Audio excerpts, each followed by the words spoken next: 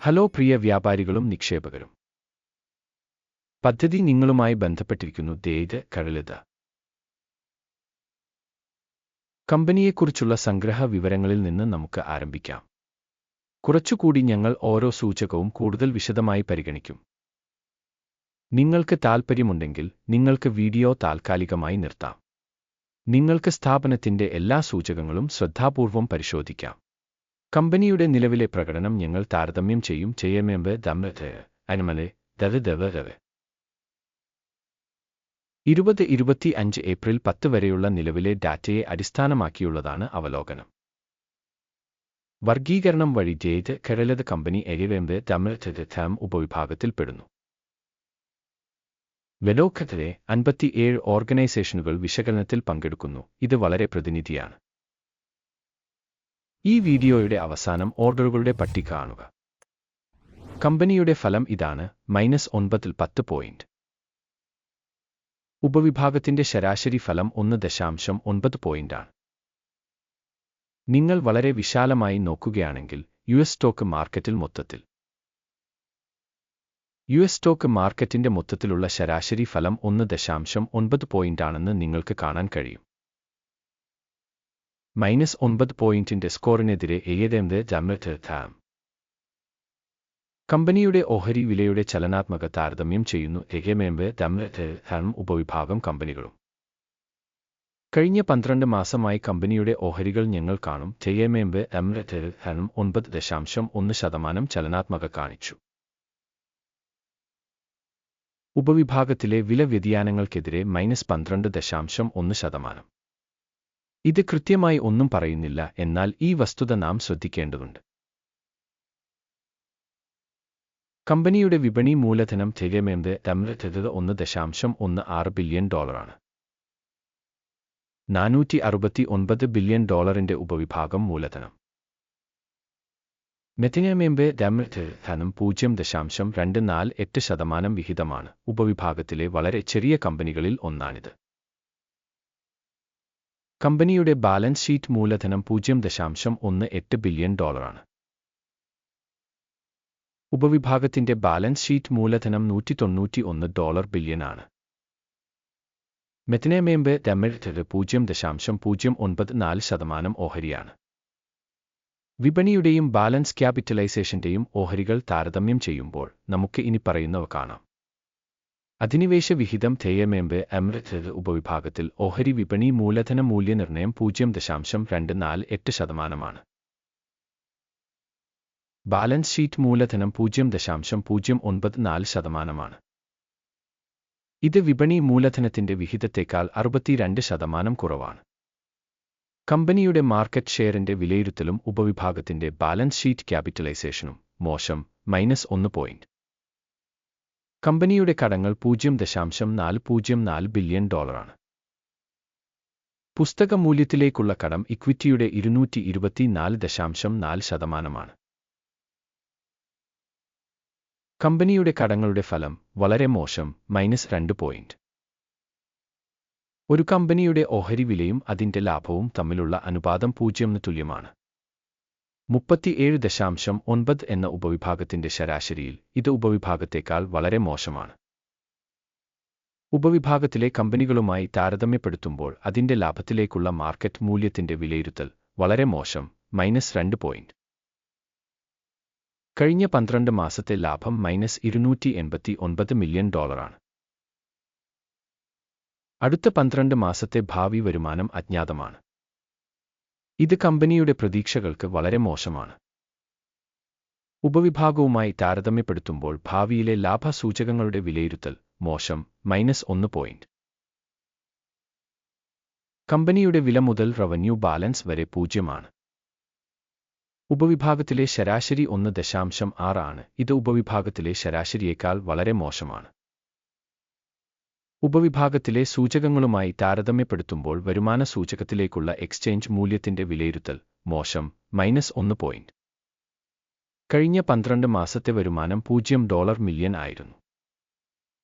അടുത്ത 12 മാസത്തേക്കുള്ള ഫോർവേഡ് വരുമാനം അജ്ഞാതമാണ്. കമ്പനിയുടെ വിലയെ സംബന്ധിച്ചിടത്തോളം ഇത് വളരെ നെഗറ്റീവാണ്. ഉപവിഭാഗത്തിലെ കമ്പനികളുടെ സൂചകങ്ങളുമായി താരതമ്യപ്പെടുത്തുമ്പോൾ പ്രവചിക്കപ്പെട്ട ഭാവി വിൽപ്പന സൂചകത്തിന്റെ വിലയിരുത്തൽ മോശം -1 പോയിന്റ്. വിൽപ്പന മാർജിൻ 0%. ഉപവിഭാഗത്തിന് ശരാശരി 4.2%. ഉപവിഭാഗത്തിലെ ശരാശരിയും കമ്പനിയുടെ പ്രകടനവും തമ്മിലുള്ള വ്യത്യാസം 4.2%.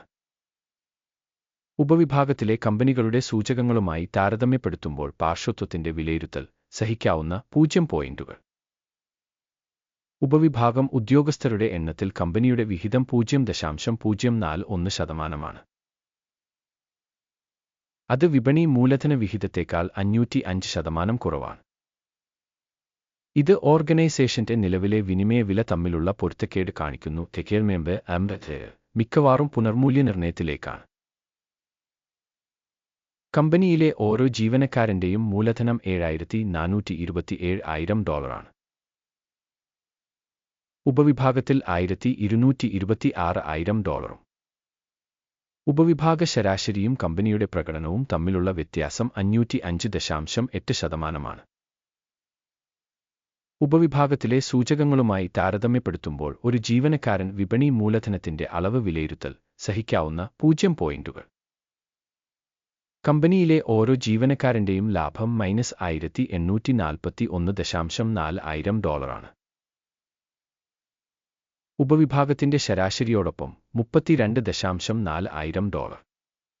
ഉപവിഭാഗ ശരാശരിയും കമ്പനിയുടെ പ്രകടനവും തമ്മിലുള്ള വ്യത്യാസം 5,589%. ഉപവിഭാഗത്തിലെ കമ്പനികളുടെ സൂചകങ്ങളുമായി താരതമ്യപ്പെടുത്തുമ്പോൾ ഓരോ ജീവനക്കാരന്റെയും ലാഭം കണക്കാക്കുന്നത് സഹിക്കാവുന്നത് -0.5 പോയിന്റ്.